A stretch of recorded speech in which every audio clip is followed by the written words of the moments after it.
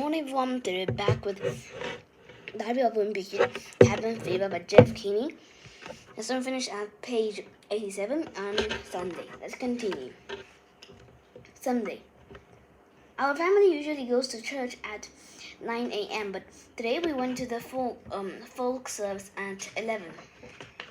The folk service has a different kind of music plan than the regular one, and there's a band that plays guitars and stuff like that. Last week, Mom convinced Roger to join the folk group because she got a flyer saying that they were looking good for percussion. I think Roger imagined he was gonna get to play his drums in church, so he signed up. But it turns out the folk group was looking for someone to play hand percussion instruments like the trombone, Constantine. Roger tried his best to look cool up there in the front of the church today, but it's really hard to pull that off when you've got a pair of maracas in your hand.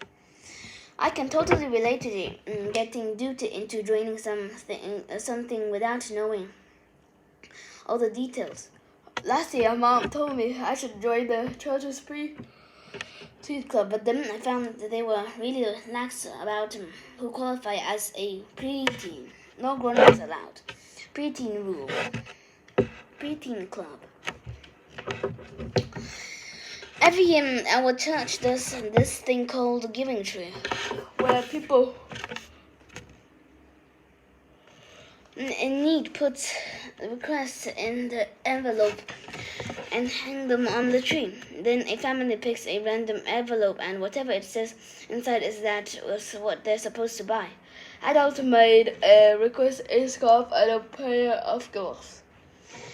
As far as I know, there aren't any rules about who allowed to put a request on the Giving Tree, so I decided to try my luck and fill out a form of my own. Well, something told me that Mom wouldn't approve, so I made sure it wouldn't be traced back to me. The mail request cash as much as you are willing to donate. Please leave the money in an unmarked envelope under the recycling bin behind the church. P.S. Make sure you're not followed. Monday. This year at school, they tapped off a bunch of tables in the cafeteria so kids with non-allergies could eat in a separate section. I think it's great the school did that, but it means there's a lot less room for the rest of us to sit. I'm not sure anyone at my school is actually allergic to nuts. Though, because for the first 2 months of this year, the tables in the taped off area was completely empty.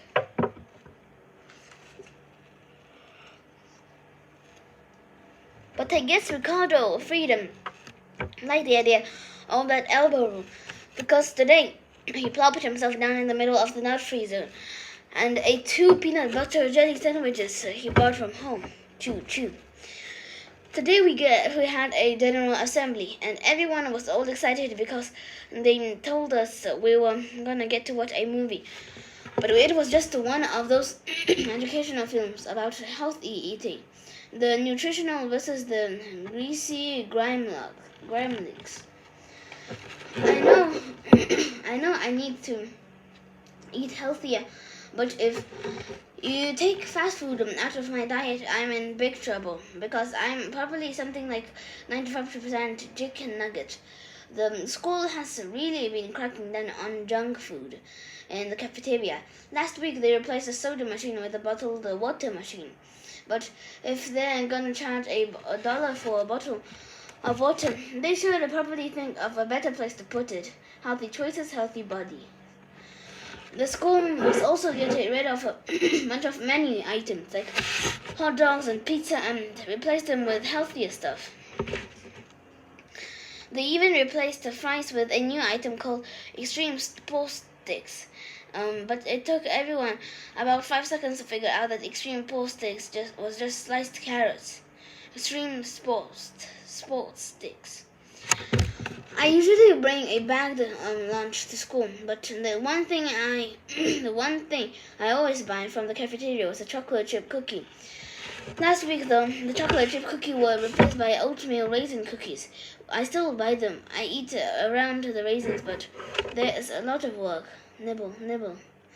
I can't tell you how many times I've bitten into an oatmeal raisin cookie, thinking it was a chocolate chip.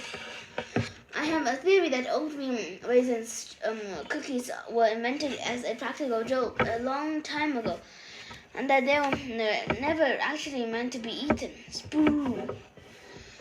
Most of the kids at school aren't too bothered by the old menu changes, but the thing that really set people off when they took away the energy drinks, Rowdy Riot. The reason the school stopped telling Rowdy Riot was because teachers were complaining that the red dye was making kids hyperactive.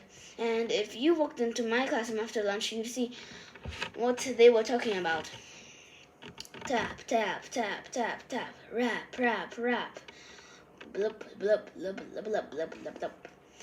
But when they stopped selling Rowdy and Riot, people who were used to drinking 3 or 4 cans a day were totally unprepared to go cold turkey. In fact, some kids ended up having to go down to the nurse's office because they had the shakes from withdrawal. The school wouldn't bring Rowdy Riot back to matter how many people complained the other day. Leon Goodson snuck in backful of Rowdy Riot he'd bought from the school. Those cans were $3 a pop. At recess, a few kids bought Rowdy Riot from Leon ducked behind the school and slurped down their drink when no one could see them.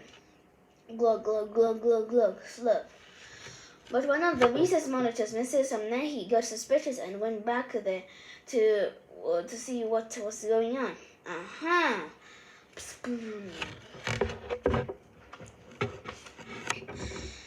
Mrs. Lahi told everyone they had to pour their drinks immediately, or she'd report them to the principal. Glug, glug, glug, glug, glug, splash, splash. But the second she was gone, the kids took off their shoes and mopped up the puddles with their socks. Squeeze, squeeze, pat, pat, sop. Tuesday. One of the reasons the school has been getting on us about our eating habits is because presidential fitness test is coming up, when they measure you on all sorts of stuff, like how many sit-ups and chair-ups you can do.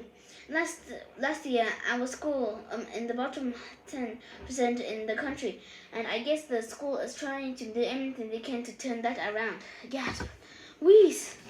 Growing up says there's a big problem with the kids in our generation being out of shape because they don't exercise enough, but I don't think taking away our playground equipment is really helping matters.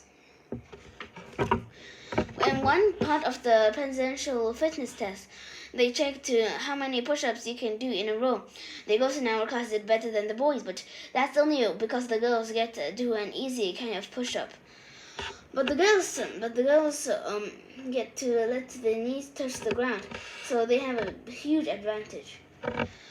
Not all the girls were happy that they got to do the easier push-ups than the boys, though.